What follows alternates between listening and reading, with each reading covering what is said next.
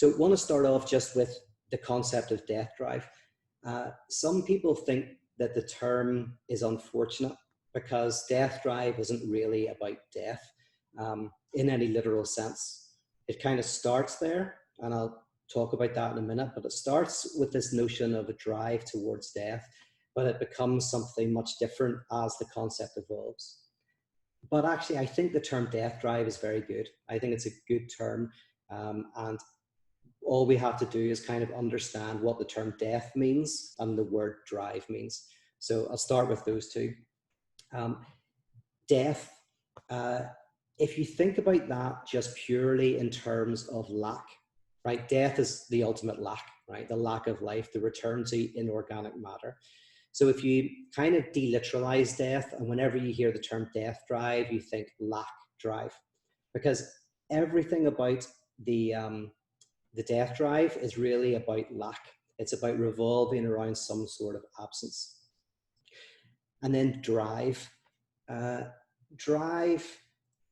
Interestingly, in the English translations of Freud, you probably know this, is that the original translations, one of the problems with them, they're very good translations, but the main problem is the term drive is translated as instinct. So this German word Trieb is translated as instinct.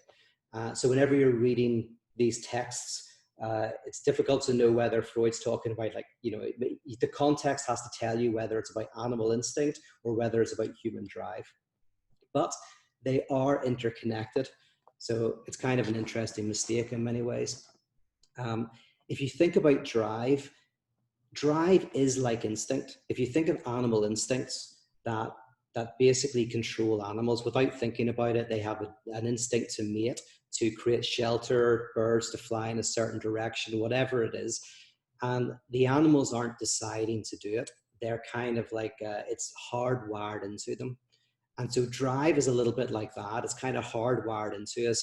It's not something that we're conscious of. It's very much within the unconscious, but it definitely motivates us. And you can see its effects in our lives. So it's a little bit like instinct, and in fact kind of derives from instinct. So it can be seen as a kind of human form of instinct, but it could be described as instinct derailed, right? So drive is instinct derailed. And what I mean by that is, just to take three things very quickly, instincts are very connected to specific things.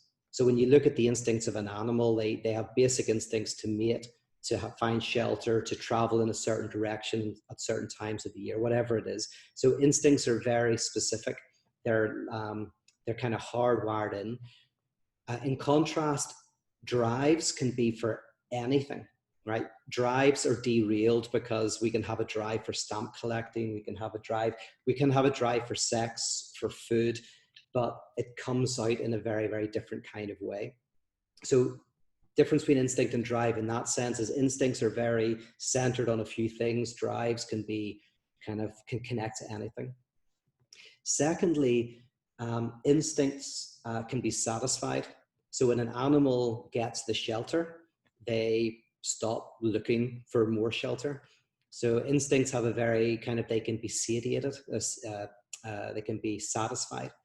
Whereas drives seem to continue to move forward. They can't be satisfied, or I'm going to talk about how they are satisfied, but they're satisfied precisely in their dissatisfaction, but we'll get to that in a second. But, if you've got a drive for shelter, you will want a house, but then you'll want a bigger house, and then you'll want two houses, or you'll want a different house, right? It just keeps going. So drives kind of have this ongoing dimension. And then thirdly, instincts are in the service of life, whereas death drive gets us into all sorts of destructive behaviors. So those are kind of some differences between the two. So when you hear death drive, think about lack drive. That kind of this kind of very powerful movement that is connected with lack.